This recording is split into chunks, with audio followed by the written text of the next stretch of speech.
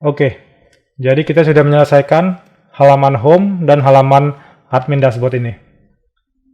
Selanjutnya, saya akan deploy project ini.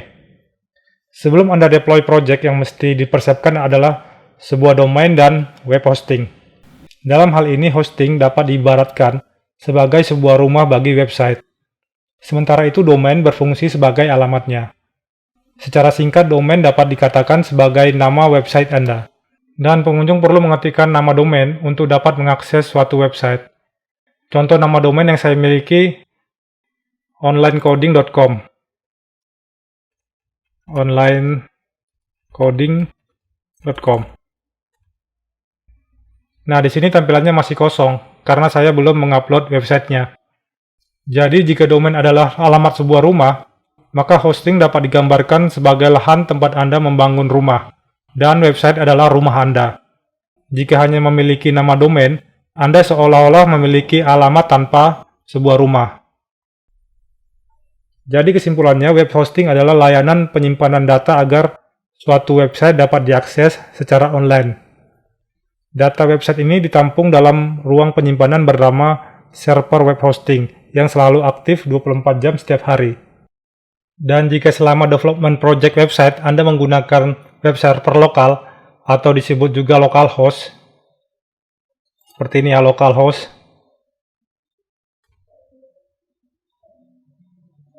Localhost ini yang hanya bisa diakses oleh Anda sendiri. Nah, dengan web hosting, maka project website Anda bisa diakses oleh semua orang yang terhubung ke internet. Nah, setelah Anda melakukan registrasi domain dan web hosting, maka Anda akan diberikan akses ke dalam sebuah cPanel. cPanel adalah panel kontrol yang digunakan untuk melakukan pengaturan pada layanan web hosting, yang meliputi manajemen file, database, domain, security, software, dan konfigurasi lainnya. Tanpa cPanel, pengaturan web hosting hanya bisa dilakukan melalui perintah teks.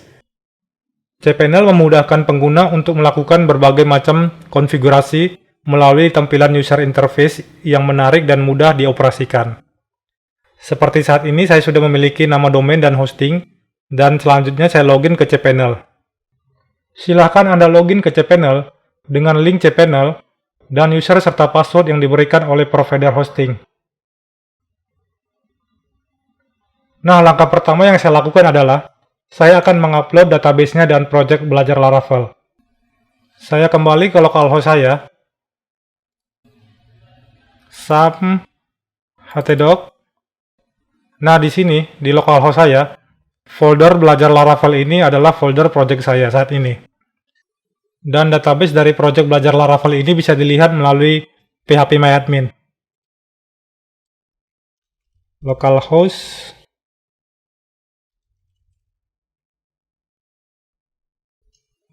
phpMyAdmin. Nah, di sini database belajar Laravel saya. Saya akan ekspor database ini. Caranya begini, saya pilih database ini, database belajar Laravel saya pilih. Lalu di sini ada menu ekspor, saya klik menu ekspor.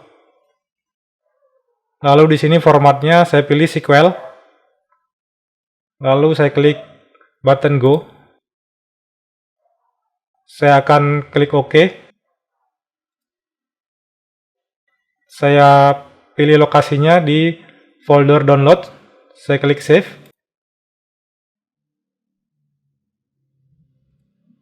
Saya cek. Lalu selanjutnya saya akan upload file SQL hasil ekspor database project belajar Laravel ini. Saya kembali ke halaman cPanel.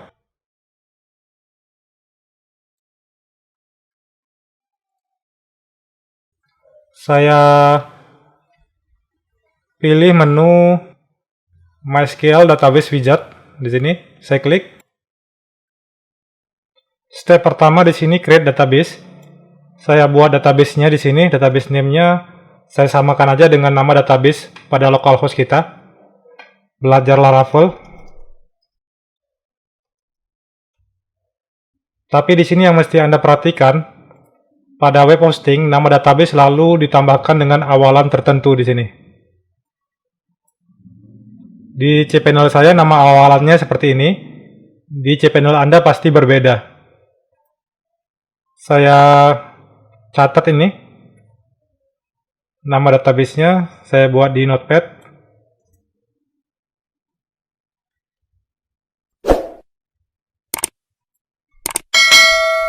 Database name. Lalu selanjutnya saya klik next step. Step yang kedua di sini create database users. Saya buat user baru di sini. User belajar Laravel. Saya catat namanya, nama usernya.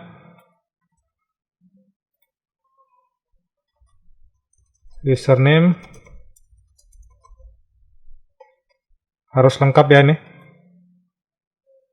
Ada underscore-nya di bawah. Lalu user belajar Laravel.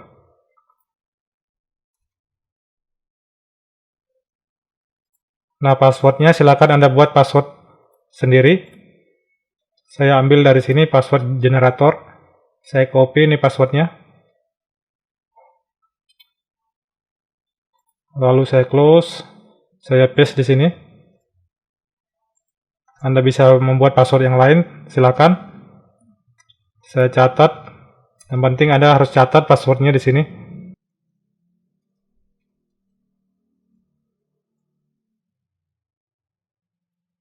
Lalu saya create user. Oke. Selanjutnya yang step ketiga, kita tambahkan aksesnya di sini. Saya klik all privilege. Lalu saya klik button make change. Oke, komplit ya. Saya kembali ke return home. Saya buka PHP MyAdmin pada cPanel-nya. Nah, yang ini ya. PHP MyAdmin. Nah, di sini sudah kelihatan ya nama database-nya di sini. Lalu saya cek lagi kembali ke halaman cPanel-nya. Di sini ada MySQL database. Saya klik. Saya cek di sini. Oke, di sini sudah ada current database, nama database, dan usernya ya. User yang mengakses database-nya.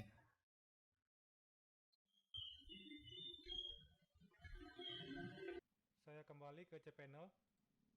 Saya klik di database-nya. Nah, database-nya di sini masih kosong ya. Belum ada apa-apa. Saya akan import file backup database yang sebelumnya sudah saya lakukan backup database di localhost. Filenya ada di folder download ya. Nah, di sini yang ini. Yang ini saya akan import. Caranya saya klik menu import di sini. Lalu di sini ada browse, saya klik browse. Lalu saya cari folder download dan ini file SQL-nya, SQL daripada belajar Laravel, database belajar Laravel. Saya klik lalu open. Nah, di sini ada tulisannya belajar Laravel SQL. Lalu saya klik button go di bawah. Oke. Database-nya sudah berisi ya. Saya lihat pada database localhost, yang ini ya, localhost. Anda harus bisa bedakan mana localhost, mana web hosting. Di atas ini ada keterangannya, tulisannya localhost, lalu nama IP-nya di sini, IP lokalnya. Dan di sini nama web hostingnya. Saya punya web hostingnya seperti ini. Dan nama database-nya juga berbeda, ada tambahannya. Dan di sini Anda lihat sudah sama semua persis. Yang di localhost dengan yang web hosting sudah sama persis.